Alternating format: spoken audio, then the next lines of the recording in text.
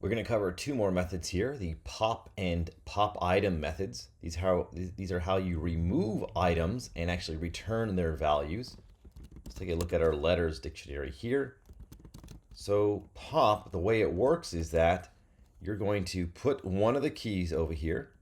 So let's just say C, and it will do two things. It will return the value that C is associated with. So C, it corresponds with 3.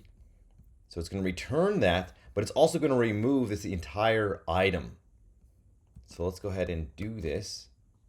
So I've popped it off. You can think of like popping a cap off of a bottle or something. So there is the value, which is 3. And then if I look at my dictionary, it is now has C removed. So this actually has mutated it in place. All right, pop item, what it'll do is it doesn't take any arguments. It returns the last key value pair.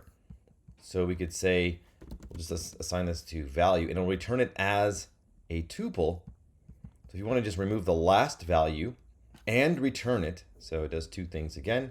Let's go ahead and print this to the screen. So there it is. So some interesting ones here, pop and pop item, that do mutate the, and I need to actually print this out to the screen. You can see that Z is now missing. So it's also mutated in place. So pop and pop item, that return and mutate the dictionary.